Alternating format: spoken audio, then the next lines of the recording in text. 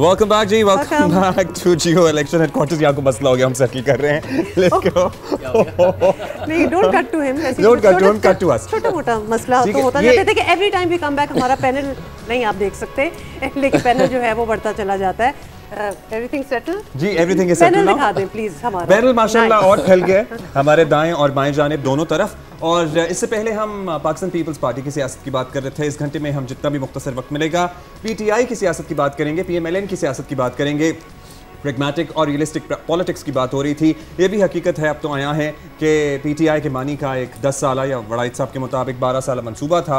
उसके बाद ऑल्दो आप कहते हैं कि भाई वोट ऑफ नो कॉन्फिडेंस से पीएमएलएन को बहुत डैमेज हुआ, पीपल्स पार्टी को डैमेज हुआ, लेकिन हकीकत ये भी है कि आज पीटीआई के लिए मुश्किलात हैं और इन लोगों की एग्जाइल खत्म हो चुकी है और सियासी मंजरनामे में ये लोग वापस आ गए हैं। अगर वो सिनारियो जो वड़ाइद साहब कह भी रहे थे कि 12 साल एक मंसूबा था, शाहजेब आपसे पूछते हैं कि अगर वो कंटिन्यू करता तो भाई हम भी अंदर होता तो बाकी well for the sake of this argument बाकी अंदर होते वो बाहर होते तो क्या नीचे नहीं आना नहीं, मतलब हम शाहजेब से बात कर रहे थे। हमारा इरादा था मगर इतना नीचे नहीं था, आप सेफ थे। हम सेफ थे, हम सब बाहर होते। Having said that please sketch a picture of that scenario. तो क्या होता? एक तो ये होता कि ट्रांसमिशन हो रही होती तो आप पहला सवाल भट्टी साहब से करते हैं। भट्टी साहब यहाँ बैठे होते हैं, भट्टी साहब बिल्कुल कोने में ना बैठे होते हैं। ये जो मैं कोने में हूँ इसका मतलब 12 साल खत्म हो गए, अब 10 साल शुरू हो गए। 10 साल मेरे ख्याल है मुल्क की ज़्यादा जो फोकस था इमरान खान साहब की गवर्नमेंट में भी और खान साहब की उसके बाद सियासत में भी, वो इस बात पर हो गया था कि गवर्नेंस से डिलीवरी से फ़र्क नहीं पड़ता।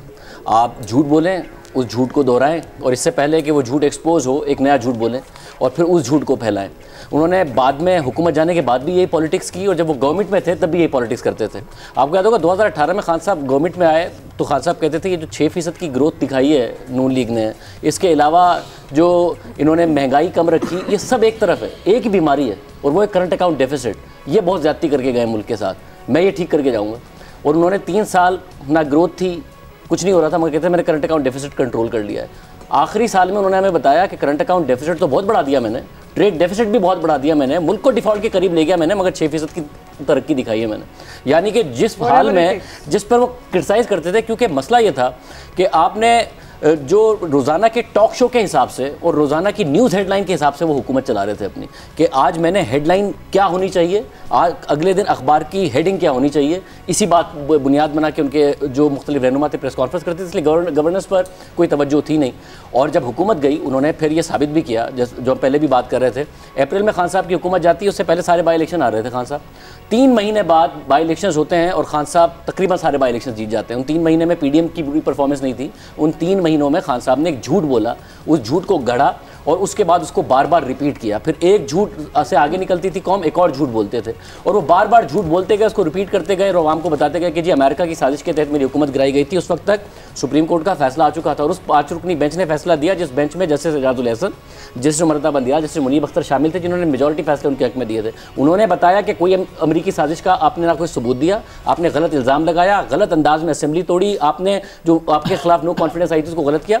तो ये जो सियासत थी वो इतनी ज़्यादा झूठ पर मबनी थी और फिर खान साहब उस झूठ को खुद भी इतना बिलीव करने लगे और उनके रहनुमा कि जिसकी वजह से पॉलिटिक्स तो उन्होंने की नहीं, झूठ बोला और आज तक प्रॉब्ली उनके फॉलोअर्स उस पर यकीन रखते हैं समहाउ, हम चाहे अच्छा लगे। देखिए जो आपने 10 साल या 12 साल मंसूबे की बात की, वो बाकायदा जो है एक पेपर लिखा गया था उस पर, और मेरे पे जब पाबंदी थी तो मुझे याद है मैंने वाशिंगटन पोस्ट में उस पूरे मंसूबे पे एक आर्टिकल लिखा था। उसका जो असल मकसद था उस मंसूबे का वो ये था कि पाकिस्तान में 2022 में कबल अज़ वक्त इंतखाबात करवा के और 2/3 मेजॉरिटी देनी थी पीटीआई को, और उस वक्त जो पीटीआई की हुकूमत में उसके जो इत्तेहादी जमातें थी उनको भी पीटीआई में शामिल करना था।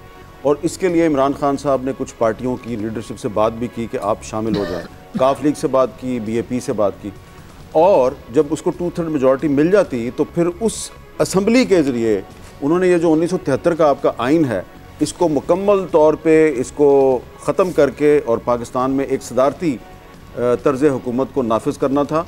और प्रॉब्लम ये थी उनकी 1973 के आइन के साथ, वो थी 18वीं तरमीम, और वो असल में इमरान खान की प्रॉब्लम नहीं, वो किसी और की थी। और वो सदारती निज़ाम जो है, उस सदारती निज़ाम के बाद मुख्तलिफ मराहल में आहिस्ता आहिस्ता पाकिस्तान में एक यकजमाती निज़ाम जो है वो नाफिज करना था, और इसके लिए बाकायदा मीडिया के कुछ लोग जो हैं उनको कहा गया कि आपको हिस्ट्री की राइट साइड पे खड़ा होना है, और जो कुछ फैज़याब किस्म के साफ़ी थे उन्होंने ये कहना शुरू कर दिया कि 30 साल के लिए इमरान खान कहीं नहीं जा रहा, 30 साल के लिए। और एक इंटरेस्टिंग बात, तो 100 साल के होते उस वक्त। आपको एक इंटरेस्टिंग बात ये बताऊं कि ये मंसूबा जो है ये तश बाम कैसे हुआ। हाँ। ये तश बाम ऐसे हुआ कि जो हैंडलर थे इमरान खान के, वो पीपल्स पार्टी को साथ मिला के नून लीग को फेंटी लगाना चाहते थे। उनका ख्याल था कि ये है असल रुकावट। तो उन्होंने पीपल्स पार्टी से बात की कि आप सिंध में हमारे साथ गिव एंड टेक करें और 10 साल बाद आपको भी चांस मिलेगा इसमें। तो पीपल्स पार्टी ने ये पूरा जो मंसूबा था, उसको जब पता चला कि ये तो 73 का कॉन्स्टिट्यूशन ही जा रहा है, तो वो तो समझते हैं ना कि ये हमारा कारनामा है। तो उन्होंने ये फिर प्रॉब्लम जो थी इसको इस पर आप सोच विचार की, और मंसूबा जो है ये लंदन जाके लीक किया नवाज शरीफ को, और वहाँ से दोनों ने इकट्ठे होके ये तहरीक चलाई। तो फिर अल्टीमेटली बेनज़ीर आपकी तरफ आएंगे कि अल्टीमेटली हम जितना भी कहें कि पीडीएम को नुकसान हुआ या पीएमएलएन और शहबाज शरीफ और इसहाक डार की परफॉर्मेंस की वजह से शायद इट लॉस्ट इट्स पॉपुलैरिटी, लेकिन आज ये सियासत में वापस आ गए और इमरान खान साहब is nowhere in the scene. देखिए उसकी जो वजूहात है मेरे ख़्याल से हम सबको पता है कि वो किस वजह से है, लेकिन पीटीआई की जब आप बात करें तो उन्होंने मेरे ख़्याल से जो उनकी लेगेसी है वो एक नफ़रत की सियासत थी कि हम अच्छे हैं, हमारे साथ जो सियासतदान है वो अच्छे हैं, लेकिन ये जो बाकी हमारे सियासी हरीफ हैं ये चोर हैं, ये डाकू हैं, ये गद्दार हैं। और ये इतनी डैमेजिंग थी क्योंकि उनके इतने ज़्यादा नौजवान तबका जो था वो उनकी तरफ देख रहा था, जो इस बार वोट भी डालेंगे। उनमें आपने भर दिया ये कि ये जो बाकी सियासतदान हैं ये गद्दार हैं, मैं इनके साथ बैठूंगा भी नहीं, इससे बेहतर है मैं दहशतगर्दों के साथ बैठ के बातचीत कर लूँ, लेकिन मैं इनके साथ नहीं बैठूंगा। और ये अभी लगता है कि ये सोच अभी भी बरकरार है, या ये ज़िद अगर मैं कहूँ। अगर आप इमरान खान साहब का वो जो इकोनॉमिस्ट में आर्टिकल आया है उसको अगर पढ़ें तो वही बातें हैं कि वो अमेरिका ने साजिश की और नवाज शरीफ साहब चोर हैं और वो गद्दार हैं और वो डाकू हैं। तो लगता है मेरे ख्याल से जो सबसे ज़्यादा नुकसान पीटीआई को हुआ है वो ये कि ये बाकी सियासी जमातों के साथ बैठ के डायलॉग करने के लिए तैयार नहीं थे, और जब तक ये सारी सियासी जमातें बैठ के rules of the game set नहीं करेंगी तो फिर कोई और ये rules of the game set करेगा और आपको उसी के मुताबिक ही खेलना पड़ेगा। आपसे भी पूछ लेंगे क्योंकि whatever the narrative might have been, झूठ बोला हो या जो भी किया हो, people believe him, people still love him. एक बड़ा पॉपुलर उनकी फॉलोइंग है, और ख़ासतौर पे यूथ में, यंगस्टर्स में देखें तो अभी भी दे डोंट केयर। आप प्रूफ भी ला के रख देंगे, और जो कि बड़े प्रूफ्स आ भी गए, they believe what they want to believe. तो पॉपुलैरिटी उनकी उधर ही है, बेशक वो उस तरह कंटेस्ट कर सकते हो या ना कर सकते हो, that's not the story. Problem है जो पाकिस्तान में नहीं दुनिया भर में जो राइट विंग लीडर्स हैं और ये जो सोशल मीडिया है उसको इस्तेमाल करके जिस तरीके से वो अपना प्रोपेगेंडा फैलाते हैं उससे उनको बड़ी पजीराई मिलती है। सिंपलिस्टिक बातें करेंगे, सुपरफिशियल बातें करेंगे, दूसरों को गद्दार कहना या दूसरों को करप्ट कहना, ये एक फिनोमेना इस वक्त हम देख रहे हैं। तो पाकिस्तान भी इसी का शिकार था, मोदी ने भी किया, ट्रंप का इसमें मिसाल दी जाती है।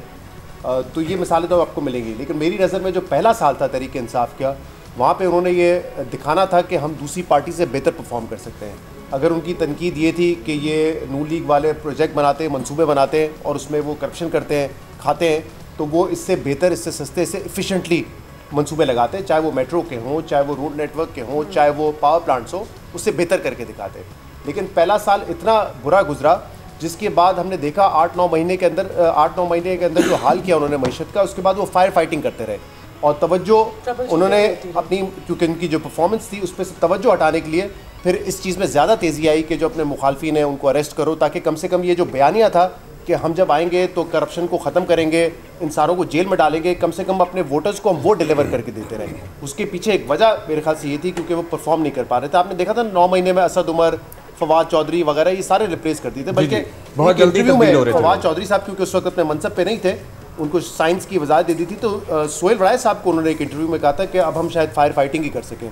तो यही हमने सिलसिला देखा और ये बेहतरीन अपॉर्चुनिटी थी कि आप परफॉर्म करके दिखाते, लेकिन क्या हुआ, उस्मान बुज़दार साहब को आपने लगाया, आप चाहते थे कि पंजाब को इस्लामाबाद से बैठ के चलाएं, आपने केपी में जो है उस्मान बुज़दार प्लस लगा दिए और आप चाहते थे कि केपी को भी आप इस्लामाबाद से बैठ के चलाएं। मेरे ख्याल से इससे बड़ा पार्टी को नुकसान पहुंचाया, उनके जो गवर्नेंस थी उसको जो है बड़ा नुकसान पहुंचाया।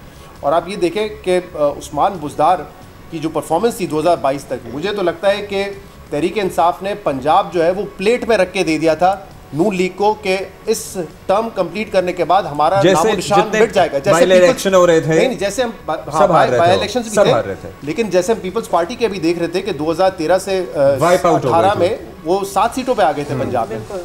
तो ये हाल होता पीटीआई का कहीं ना कहीं अगर बुज़दार साहब जो है अपना टर्म मुकम्मल करते हो इस परफॉर्मेंस के साथ जाते हैं। लेकिन वोट ऑफ नो कॉन्फिडेंस के बाद क्योंकि 16 महीने गुजरे, उसमें शाहजेब कह रहे हैं कि जो इलेक्शन आ रहे नून लीग को आगे साथ 100-120 रुपए पेट्रोल की कीमतें बढ़ानी पड़ी थी, जिसकी कॉस्ट उनको पे करनी पड़ी। जी, बहुत कुछ हुआ। वो जो एक हर इलेक्शन में जाते एक इनकम्बेंसी फैक्टर होता है, वो फिर अब जाहिर सी बात है पीडीएम के उसमें आ गया।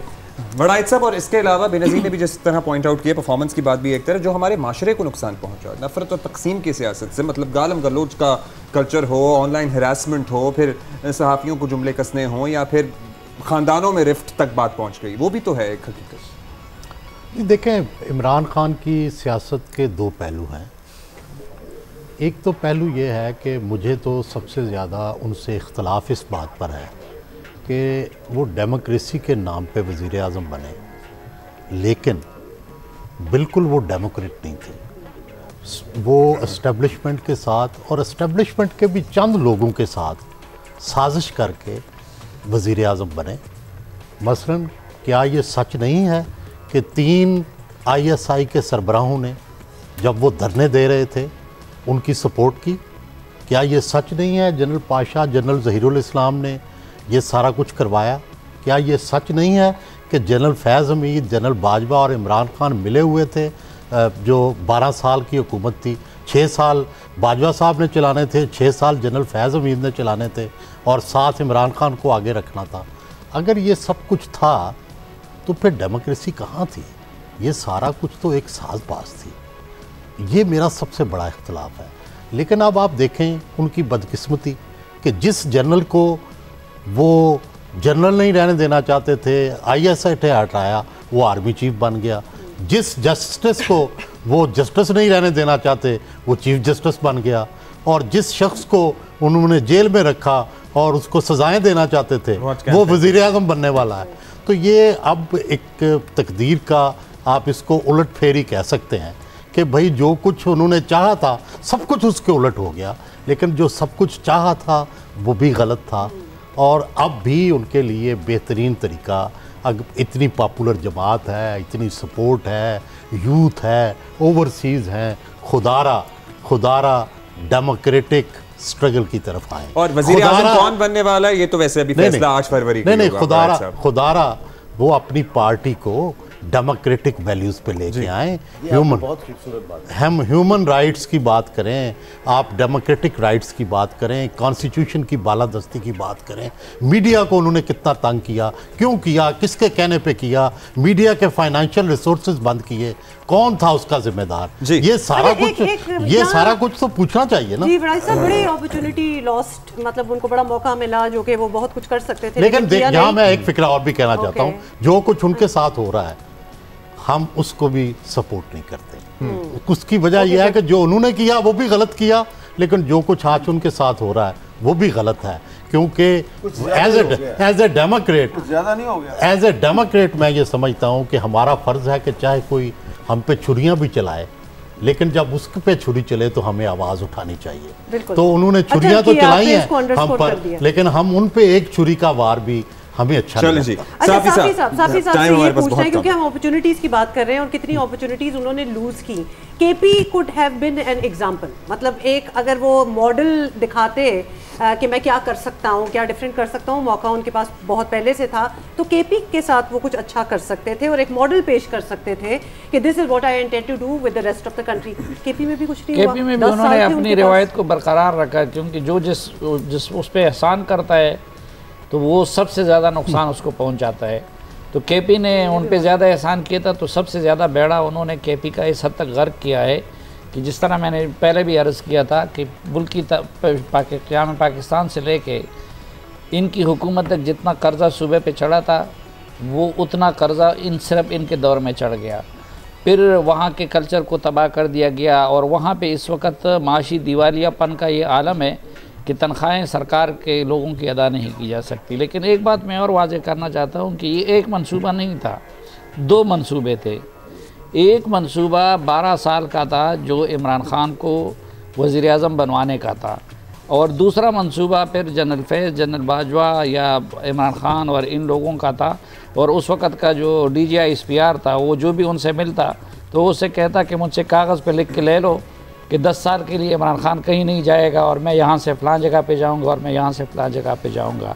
तो वो जो पहला वाला मंसूबा था, अब हम उसके नताइज भुगत रहे हैं। इमरान ख़ान को वज़ीर आज़म की कुर्सी तक पहुँचाने के लिए मीडिया का सत्यानाश किया गया, जुडिशरी का सत्यानाश किया गया, सियासत को बेवकूफ़ किया गया।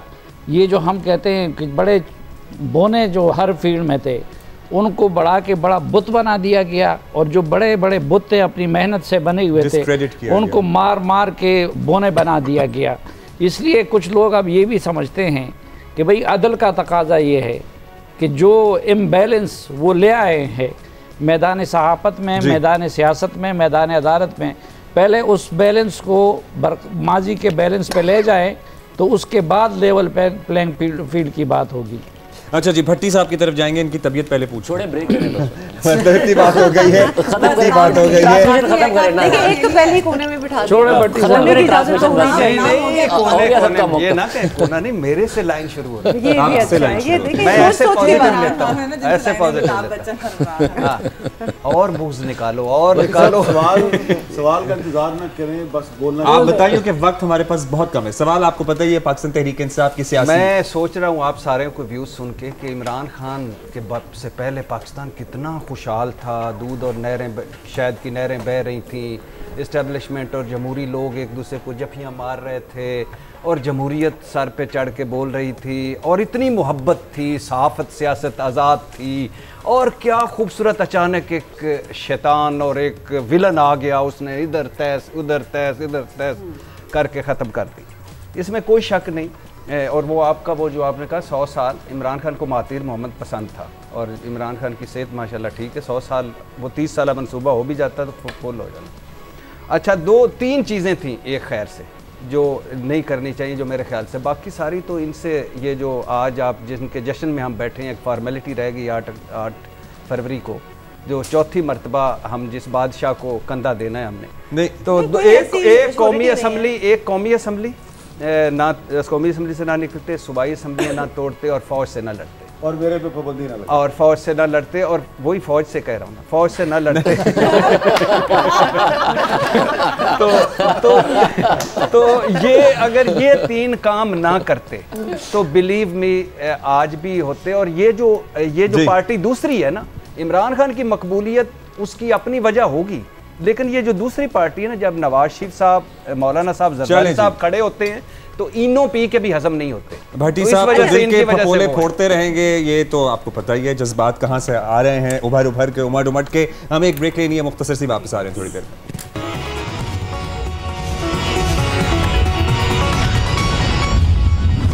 वेलकम बैक जी। कैंपेनिंग फुल स्विंग में है। अभी हम मुख्तलिफ सियासतदानों के बयानात देख रहे थे, सब लोग अपनी जीत के दावे कर रहे हैं। यहाँ पर तज्ज़िये तबसरों का सिलसिला जारी। मेमल आप रह गई थी। एक तो PTI की तर्ज सियासत पे हम बात कर रहे थे, उनका मंसूबा, और जहाँ अपोजिशन की जमातों ने एक तहरीक चलाई और आज वो मैदान में है, और PTI is not is in hurdles. देखिए, हमारे कॉलीग बहुत, उन्होंने एक अहम बात की थी। उन्होंने कहा था कि इमरान खान को लाने के लिए ना पॉलिटिकल इंजीनियरिंग नहीं हुई, सोशल इंजीनियरिंग हुई है। बेसिकली पूरे के पूरे आपका जो मुआशरा है ना, उसको एक बर्बादी की तरफ जो है वो लेकर गया। मतलब कि उसकी कॉस्ट जो पे हमने की है, और आप देखिए आगे भी करेंगे। जी आगे भी करेंगे। देखिए, आप प्रोजेक्ट इमरान लॉन्च हुआ किस तरीके से हुआ, उसके बाद आपकी अदलिया के साथ क्या हुआ, जिस तरीके से उन्होंने फैसिलिटेट किया, कोलैबोरेटर्स बन गए एस्टैब्लिशमेंट के, उसके बाद आपका आज़ाद मीडिया के साथ क्या हुआ, आपकी सोसाइटी के साथ क्या हुआ, अब इस वक्त आपकी जमहूरियत के साथ एक हाइब्रिड निज़ाम जो है आप पे मुसल्लत है। फिर आपकी सियासत के अंदर जिस तरह की जो नफरत की बात, हेट स्पीच हो, फतवे देने हो, सियासतदानों को जिस तरह जेलों में डालना, जिस तरीके से टारगेट किया गया, जर्नलिस्ट को जिस तरीके से टारगेट किया गया, मतलब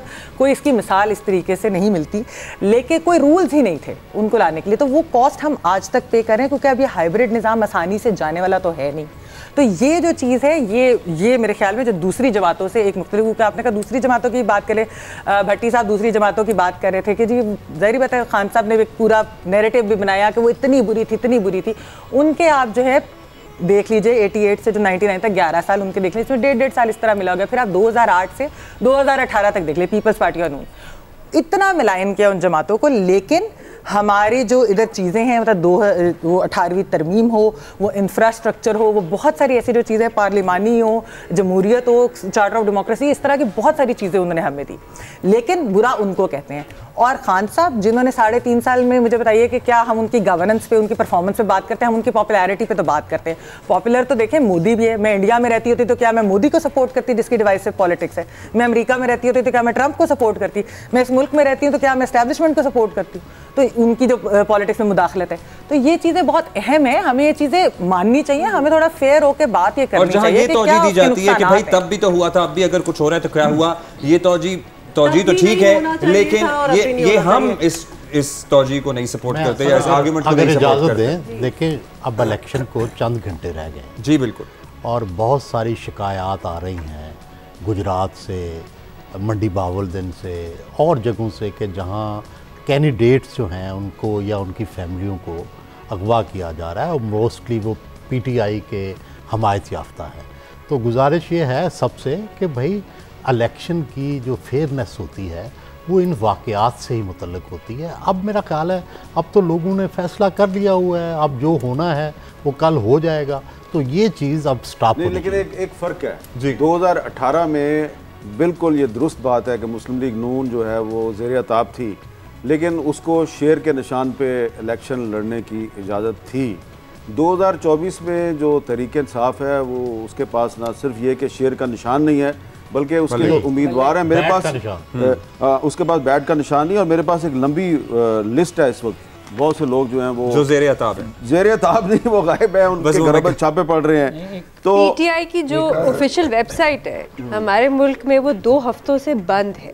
अब ये क्रिटिकल इन्फॉर्मेशन होती है, आप इलेक्शन की तरफ जा रहे हैं, उनके वोटर्स को चाहिए पता हो रहा हो कि उनके इंतखाबी निशान क्या है, अब वो एक्सेस नहीं कर सकते। पीटीए से आप पूछें वो आपको जवाब नहीं देते, निगरान हुकूमत से आप पूछें वो आपको जवाब नहीं देते। अब ये बुनियादी हक है, ये एक फंडामेंटल राइट है, right to access of information.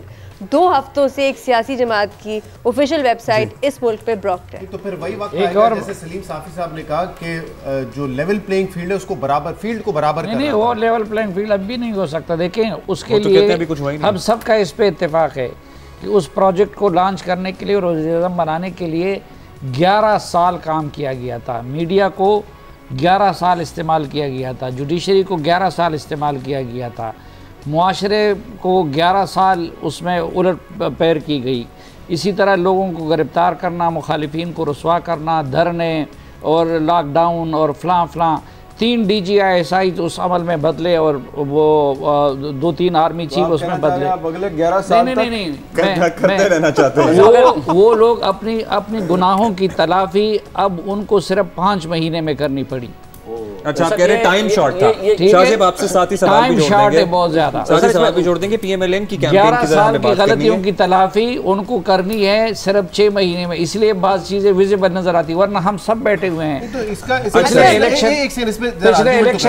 पिछले इलेक्शन में हम लोगों पे ज्यादा पाबंदियां थी या कि अब ज्यादा पाबंदियां हैं? अभी तो DGISPR ने वो तो इज़्ज़ो मंतशा व तुज़िल्लु मंतशा का ट्वीट नहीं दिया है ना, हम सब कसम उठा के कह रहे कि पिछले इलेक्शन में कसम ज्यादा दिया, इसमें ज्यादा है। साफी साहब, ये जो इस वक्त डिसमेंटलिंग हो रही है, मेरे ख्याल से सब इस बात में भी इत्तेफाक करेंगे कि 2018 में जो इंजीनियरिंग हुई है उससे बहुत ज्यादा है। जैसे उस वक्त एक लीडर को बाहर किया गया, अब पूरी जमात को ही बाहर किया गया, लेकिन ये सिलसिला फिर 2017 से क्यों?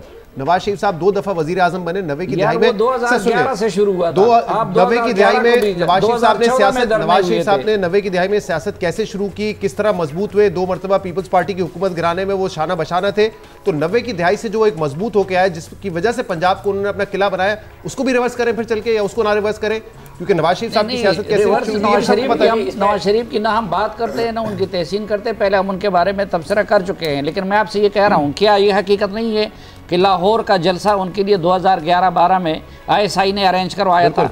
क्या ये हकीकत नहीं है ये हकीकतें तस्लीम करते हैं हम शहजाद भी। क्या ये हकीकत नहीं है कि परवेज खटक वगैरह सब होना चाहिए कि लेकिन मैं कह रहा हूं कब ज्यादा हुआ था, कब होना, कब कम हुआ था, होना ही नहीं चाहिए था, ना होना चाहिए। अब एक और भी डिफरेंस है, देखिए इस वक्त जिस तरह से खान साहब को सजाएं मिल रही है, आप ये देखिए कि मीडिया के अंदर कमोबेश सारे लोग जो है उस चीज को कंडेम कर रहे हैं। जब नवाज शरीफ साहब को सजाएं मिल रही थी, गलत सजाएं मिल रही थी, इस तरह सेलिब्रेशन पाबंदी थी, कवरेज सेलिब्रेशंस थी। जी शाहजेब साहब, अब पीएमएलएन की जरा तर्ज सियासत की बात कर लेते हैं। जो हुआ वो हुआ, वोट को इज्जत दो वाला बयानिया तो कहीं पीछे रह गया। They are trying to sell their performance, at the same time कहीं कहीं कह देते हैं मुझे क्यों निकाला, और जुडिशरी के कुछ किरदारों का जिक्र कर देते हैं। डू यू थिंक कि अभी उनका वोटर सपोर्टर उस तरह रेजोनेट कर पाएगा, क्योंकि उनका एंटी एस्टैब्लिशमेंट बयानिया बड़ा पॉपुलर था? देखिए, नून लीग को ये समझ में आया है, और वो ये जब बार बार हम उनसे टॉक शोज़ में भी सवाल करते हैं या उनसे ऑफ द रिकॉर्ड भी जब गुफ्तगू होती है कि इस वक्त अवाम का जो मसला है और हमारा भी जो मसला है बकौल उनके, वो ये नहीं है कि हमने इस्टेब्लिशमेंट से लड़ना है, वरना 2018 में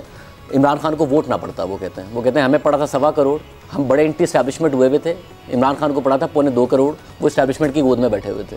तो इसलिए अगर वो तो कहते हैं कि असली वोट नहीं पड़ा था ना, डरवाया गया था, मैनेज किया गया था, सब कुछ प्री पोल रिगिंग जो हुई, जो प्री पोल मैनेजमेंट थी नून लीग के अगेंस्ट, जो कि पूरा का पूरा 11 साल का प्रोसेस है। पोस्ट पोल भी आरटीएस में बैठा था, मगर जो ज्यादा 2018 में हुई है वो तो प्री पोल हुई है। आज भी मेरा ख्याल है कि 8 फरवरी को इलेक्शन होने जा रहा है, उससे ज़्यादा तो पहले हो चुका ना इमरान खान साहब के साथ। उन्हें जेल में डाल दिया गया, इसके अलावा 1 हफ्ते में उनके खिलाफ 3 केसेस आ गए। अब देखिए दूसरी तरफ का पॉइंट है कि जो आज इमरान खान साहब के साथ हो रहा है गलत हो रहा है, इस बात में तो कोई शक ही नहीं है।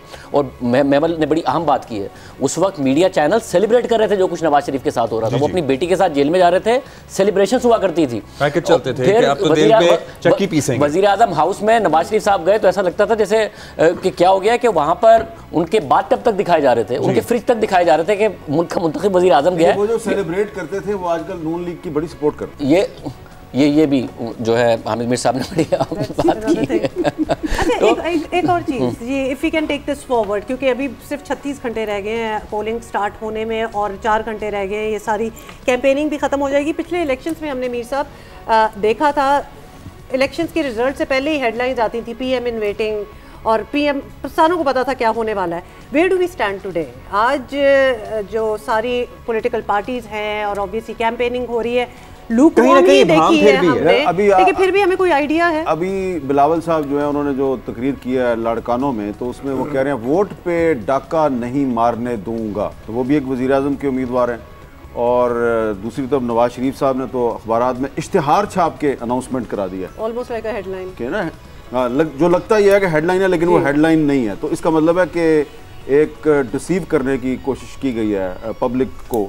तो ये जो आज कोशिश की है ना मुस्लिम लीग नून ने, इससे मुझे लगता है कि कोई कहीं पे प्रॉब्लम है जिसकी वजह से वो श्योर करना चाह रहे हैं कि नहीं वज़ीर आज़म मैं ही हूँ। इसका मतलब है प्रॉब्लम है, या फिर अपने वोटर सपोर्टर को बताने की कोशिश कर। भट्टी साहब, आप मुस्लिम लीग नून की तरफ से आपने एक्सपेक्ट नहीं किया कि कहते कि हमने आपको सरप्राइज दी है। पीएमएलएन की तर्ज सियासत पे हम बात कर रहे हैं। पीएमएलएन की अब चुप ही कर जाएं, क्या करनी बात के। 2 चीज़ें थी, एक बयानिया खुद दफना दिया, वोट को इज्जत दो या खिदमत को इज्जत दो, दोनों। दूसरा परफॉर्मेंस 16 महीने आप देख चुके हैं, रिकॉर्ड महंगाई, रिकॉर्ड बेरोज़गारी, रिकॉर्ड गुर्बत। इमरान खान निकम्मा था, नाइल था, हम तजर्बाकार, हम अरस्तू, हम अफलातून, हम उस्ताद, सारे मसाइल का हल हमारे पास और फारग। इस तरह की 75 साल तारीख में जितनी बदतरीन हुकूमत ये गुजरी है कभी नहीं गुजरी। बाकी आज मियां मोहम्मद नवाज शरीफ साहब जिस तरह 16 महीने में बच्चों के दूध का मसला हो गया, जिस तरह नवाज शरीफ साहब वापस आए, गारंटियों भरी वापसी, रिस्क फ्री भरी वापसी, एक डील के तहत गए थे, एक डील के तहत आए हैं, और बादशाह को 4थी मरतबा कंधा लग रहा है। इसमें क्या उनकी सियासत का करना, सियासत खत्म हो गई है। अब वो और अगर 3 मरतबा का वज़ीर आज़म 4थी मरतबा इस तरह बनना चाहता है तो फिर वही बने। मैं तो ना बन सकता।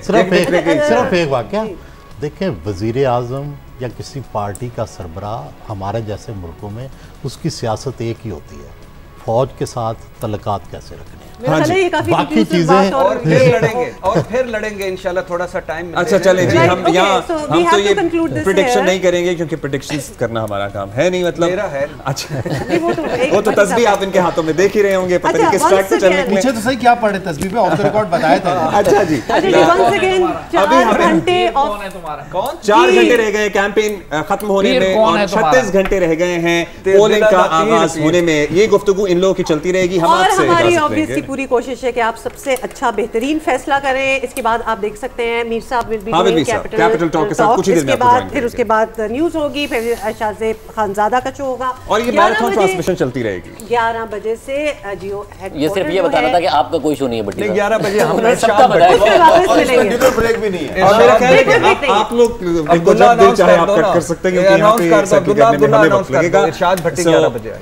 यस, लेकिन 4 घंटे रह गए हैं। This is a very crucial time. सब लोग अपना अपना जोर लगा रहे हैं, सब तकरीरें कर रहे हैं, कौन मीटिंग्स, रैलियां, जलसे, जुलूस, एंड 36 आवर्स आप लोगों ने वोट का हक ज़रूर इस्तेमाल करना है। All right, that's See all you. for right now.